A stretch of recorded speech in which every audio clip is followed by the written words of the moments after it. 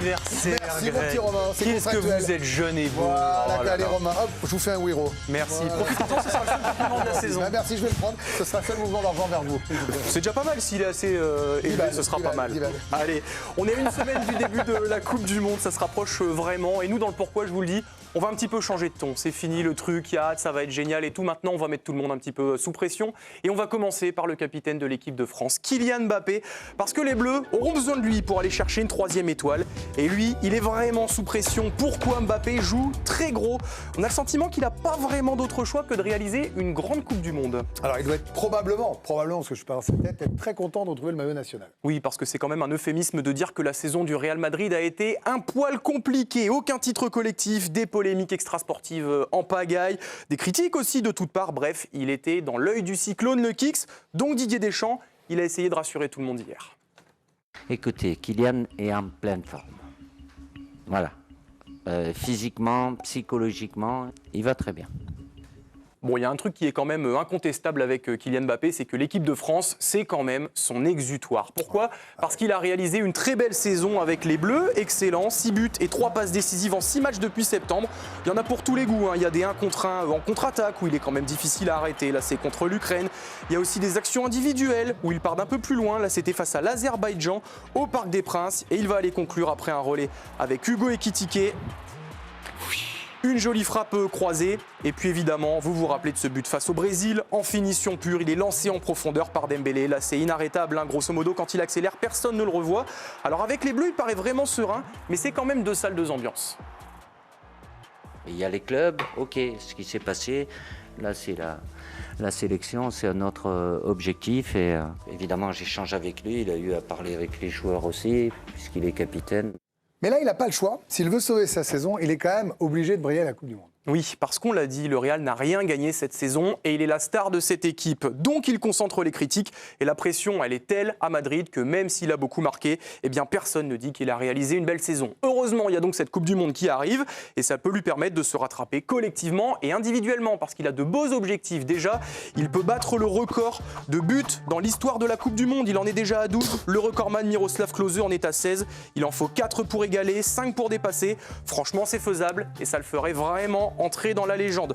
Ensuite, il y a le Ballon d'Or France Football qu'il n'a pas encore gagné à 27 ans. Si les Bleus sont champions du monde et que Mbappé brille, il sera un candidat évident le 26 octobre. Surtout qu'il a quand même fini meilleur buteur de la Ligue des Champions et de la Liga. 2e scoreur européen cette saison derrière Harry Kane. C'est pas rien non plus, mais qu'on se le dise, il joue sa saison sportive cet été en Amérique du Nord. En tout cas, il a l'air en forme à l'entraînement avec les Bleus. Regardez les images de la FFF.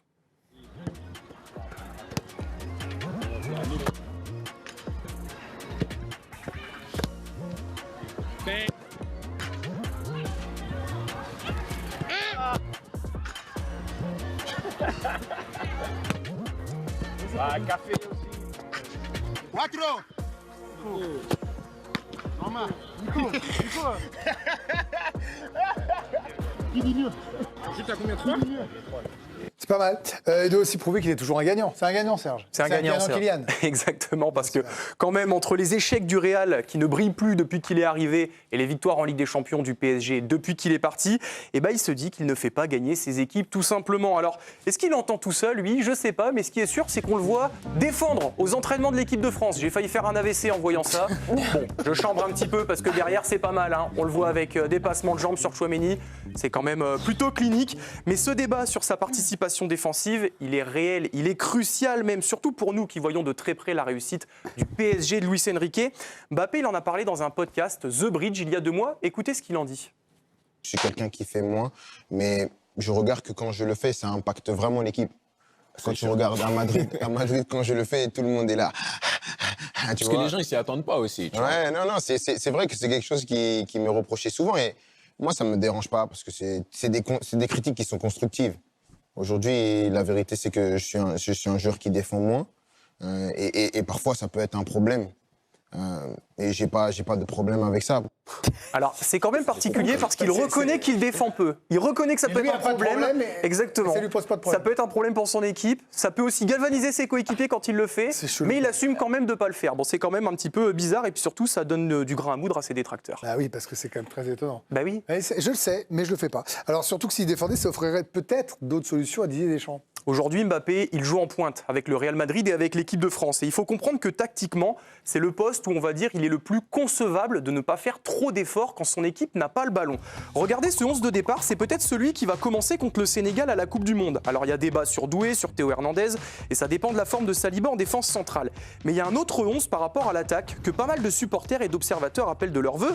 C'est avec Mbappé à gauche, Dembélé en pointe comme à Paris, Olise à droite comme au Bayern et Cherki en 10. Alors c'est ultra sexy, mais si le capitaine des Bleus ne défend pas en étant sur le côté, eh bien c'est très problématique. Et pourtant, il l'a dit en mars, le Kicks, eh bien lui, il est prêt à jouer n'importe où. Ça fait 9 ans que je joue en équipe de France. J'ai joué à droite, j'ai joué à gauche, j'ai joué devant, j'ai joué à 2 attaquants. Donc tout me convient. Tant que je porte ce maillot, j'aurai toujours la satisfaction de venir ici et de donner le meilleur de moi-même. Alors là où je joue très gros aussi, c'est par rapport à son image. Évidemment, elle est brouillée, même largement brouillée aujourd'hui. Un mot pour résumer le problème individualiste. C'est ce qui ressort tout le temps, c'est ce qui revient. On accuse Kylian Mbappé de plus penser à lui qu'à ses équipes, le Real et l'équipe de France. Et le mois dernier, il y a eu un sondage Odoxa pour Winamax et RTL. Et les conclusions, elles sont assez terribles pour lui. En 2021, 85% des fans de foot le trouvaient sympathique. Ce chiffre tombe à 57% en 2026. On recommence en 2021, 60% des fans de foot le trouvaient humble. Ce chiffre tombe à 28% en 2026.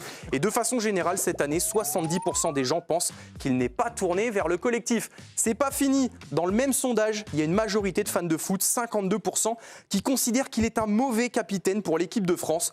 Ça fait mal quand même, tous ces chiffres, franchement, pour Kylian Mbappé. Lui, pourtant, il assure bien qu'il fait ce qu'il faut en tant que capitaine. J'essaye de vraiment me tourner vers le groupe, me tourner vers le staff, me tourner vers l'entièreté des personnes qui composent l'équipe de France. Essayer toujours d'être au service de mes coéquipiers, de savoir de quoi ils ont besoin, d'essayer d'être le meilleur guide possible et aussi d'avoir toujours ce regard tourné vers les autres pour essayer de porter l'équipe de France avec l'ensemble des joueurs vers le titre suprême qui est la Coupe du Monde et les nombreux trophées qu'on a à jouer. C'est quand même pas normal quand on est un des meilleurs joueurs du monde, quand on est une star planétaire, d'être aussi clivant, surtout dans son propre pays. Kylian Mbappé joue vraiment très gros sur cette Coupe du Monde et sur tous les plans. Il doit reconquérir le cœur des fans de foot et même des Français en général. Merci Romain Aran. Arthur Girand, Baptiste Vautier, bien aujourd'hui sûr. la Dream Team du Pourquoi. Giovanni Castaldi est avec nous en direct depuis Nantes. On joue l'équipe de France ce soir.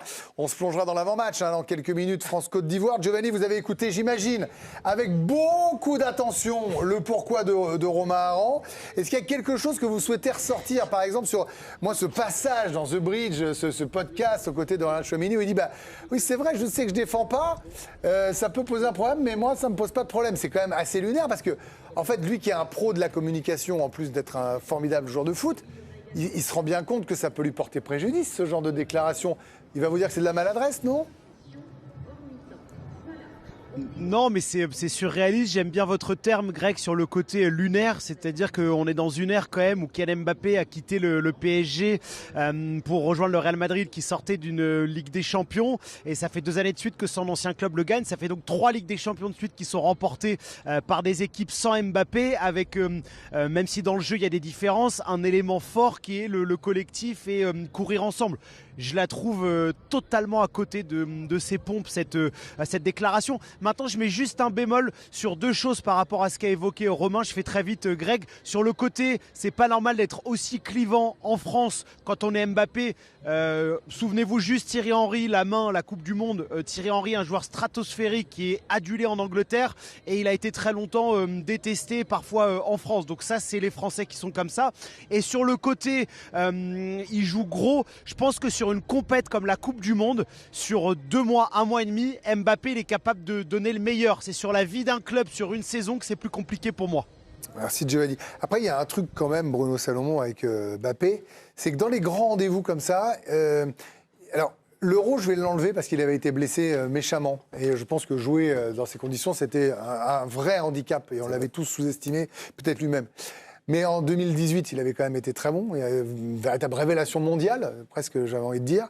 Là, il est à 2 doigts de nous donner la Coupe du Monde, presque à lui tout seul, la dernière fois, en faisant des actions d'anthologie.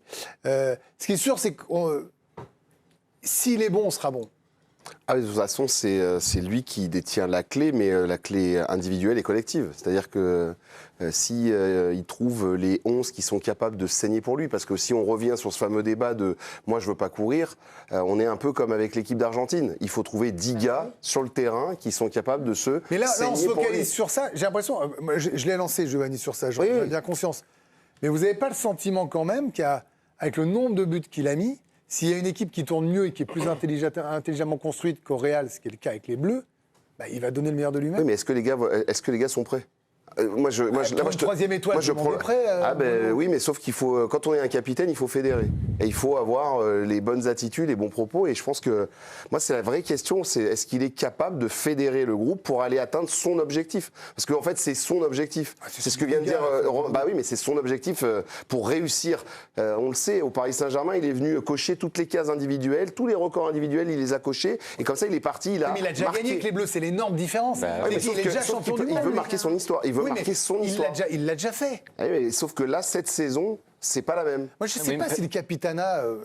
Pardon, c'est mon sentiment. Moi, je ne sais pas si le capitanat, on n'en fait pas toute une histoire pour un truc finalement. Et vous me direz, gars, je vous garde exprès pour ça, ça a autant d'importance. Ils ont tous envie. J'entends ce que dit Bruno. Mais en vrai, là, ils sont 26, soit à vouloir mettre une deuxième étoile, soit une première étoile. Là, on est dans quelque chose qui n'a rien à voir avec le Real. Ouais, puis je pense que Mbappé, il a autre chose, c'est que en équipe de France, il n'y a personne qui est autant de matchs référence que lui, quoi. Je veux dire, il y a pas un joueur, même devant, qui peut se dire Mbappé, je vais lui contester sa suprématie. Même Dembélé, je veux dire, Dembélé, qui est un joueur extraordinaire depuis 2 ans. 7 buts.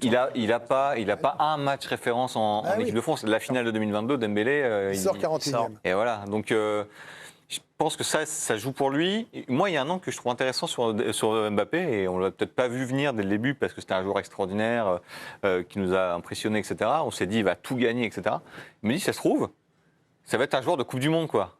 Tu sais, en fait, c'est beau dans une carrière d'être un joueur de Coupe du Monde, et si, je sais pas, ils vont peut-être en disputer encore 2 ou 3, et qu'au final, il y en a 2 ou 3 à son palmarès, bah, c'est extraordinaire. Peut-être qu'il va marquer sa légende comme ça, là où lui, il est peut-être plutôt imaginé en gagnant 5 Ligues des Champions comme CR7 ou je ne sais qui. Mais je trouve que c'est un angle qui est intéressant pour Mbappé. Je pense que c'est pour ça je trouve qu'il a un état d'esprit un peu différent en bleu qu'en club. Et en club, la pression, elle est telle toute la saison que... Mais alors, je rebondis sur ce qu'a dit Pierre Vikash. Vous étiez dans un vestiaire avec... il y a des joueurs... On avait dit ça de Paul Pogba aussi. Vous vous souvenez, on avait dit que c'était aussi un joueur de compétition, de coup, comme il l'avait fait quand il avait mené les Bleus en 2018. On l'avait vu dans le vestiaire, où il fallait 1 mois et demi, concentré, focus. Et finalement, je parle vraiment sous votre contrôle et votre expérience, pas de 10 mois, et que Mbappé... pourrait être cette espèce d'animal à sang-froid pendant une grande compétition. Moi, les joueurs de grands tournois comme ça, c'est des joueurs qui disparaissent avec leur club. Et lui, c'est pas le cas. Il continue à être le meilleur buteur de son club, le meilleur passeur. Moi, je pense que ça peut être un joueur qui va faire des grandes stats sans rien gagner. Mais moi, j'ai l'impression qu'il se comporte de la même manière. Il est un peu tout seul. Je mets des buts et je vis ma vie. D'ailleurs, ce qu'il dit, c'est plutôt très honnête. Quoi qu'il arrive, moi, je ne vais pas courir, donc il va falloir courir pour moi. Et puis, je pense qu'il est au cœur du projet de Deschamps, et Deschamps, il ne remet jamais ça en cause. Moi, je suis persuadé qu'il a bien fait de prendre le capitanat. Ça le protège, ça le met au-dessus de tout le monde. L'équipe, elle n'est pas forte. Il y a 5 Parisiens qui vont arriver, et pourtant, l'équipe ne va pas jouer pour les 5 Parisiens, elle va jouer pour lui.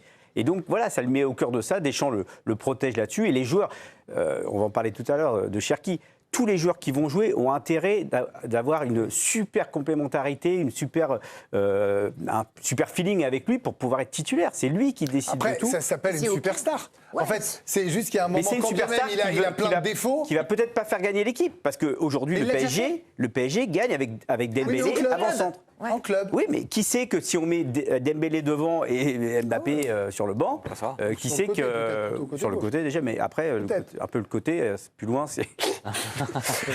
Aujourd'hui, pour moi, Mbappé en sélection, il a l'expérience. Plus personne ne peut remettre en question son capitanat versus quand il y avait Griezmann où on pouvait se poser la question parce qu'il y avait de l'expérience, il y avait de l'antériorité. Il est de loin celui qui a le plus de cap en équipe de France. Et donc aujourd'hui, la question pour moi, elle ne se pose plus. En termes d'aura, je suis désolée, mais ce qu'il apporte à cette sélection au niveau mondial, si on ne se regarde pas le nombril, c'est énorme. Non, mais de toute façon, et on ne peut être que être reconnaissant d'avoir Nike, Mbappé. je vais dire Nike, et je vais citer Adidas et ASICS, si vous voulez, ou tout ça, quand ils font une pub avec les Français, ils vous prennent Wembanyama et Mbappé, hein, ils ne vont pas chercher un autre joueur. Hein, l'aura qu'il apporte à cette sélection, la confiance qu'il a de Deschamps, ça va au-delà de l'aspect sportif. Et moi, ce que j'aime bizarrement, même si ça fait tiquer, c'est que c'est un joueur qui ne défend pas, il ne défend pas en fait. Et aujourd'hui, on ne changera pas le prisme. Non, mais tu ne changeras pas le prisme Mbappé.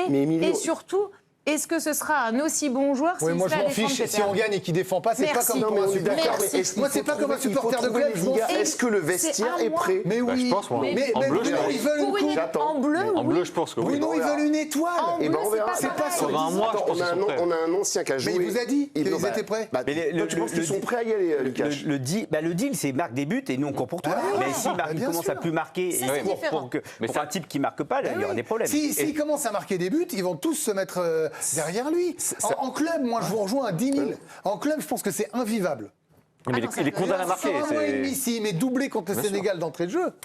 C'est un joueur qui est condamné à marquer. Personne ne se posera. Mais voilà, par contre, là où je suis d'accord avec vous, c'est que si jamais il y a un début de tournoi un peu délicat, il y a un truc, je veux voir ce qui peut se passer. Ça reste quand même un grand champion parce qu'il n'y a pas grand-chose qui l'atteint. Il marque pas, il perd, il gagne, il a le même sourire et le même état d'esprit. Giovanni, il y avait quelque chose, j'ai parlé pour vous tout à l'heure. Pouvez me confirmer le fait qu'il n'y a pas de doute sur le fait que si jamais Deschamps lui disait « tu passes à gauche et Dembélé devient neuf », il le fera. Il ne se vexera pas. En fait, Greg, après, sur la position, ça pourra bouger. Moi, de ce qu'on me dit sur les retours sur le staff, sur l'animation, et c'est ce qu'on avait vu notamment face au Brésil, c'est qu'il va y avoir une permutation permanente entre Michael Olise et Ousmane Dembélé sur le côté 10, côté droit, et que la présence de Hugo Ekitike faisait que Mbappé avait une position axiale, mais qu'il pouvait très souvent aller dans sa zone préférentielle, côté gauche, et rentrer dans l'axe avec la présence en poste de numéro 9 de Hugo Ekitike. Le profil également de Mateta et Thuram fait que par exemple aujourd'hui Thuram devrait débuter côté gauche, mais très souvent on va voir Thuram devant avec beaucoup de liberté sur le côté préférentiel de Mbappé. Je ne sais pas qui l'a dit en plateau, mais Deschamps construit vraiment son équipe pour que Mbappé soit le plus libre possible, et le projet c'est Mbappé va nous emmener à la 3e étoile. Vikash, on termine avec le côté superstar. Ce sont aussi les à côté et les paparazzis. Et oui, désormais, c'est le couple de Kylian Mbappé qui est devenu une vraie course à l'info en Espagne après une saison compliquée au Real Madrid. On l'a dit, Mbappé qui a souvent enflammé les réseaux sociaux, non pas sur le terrain, mais en dehors, dès qu'il s'affichait aux côtés de sa compagne Esther Exposito.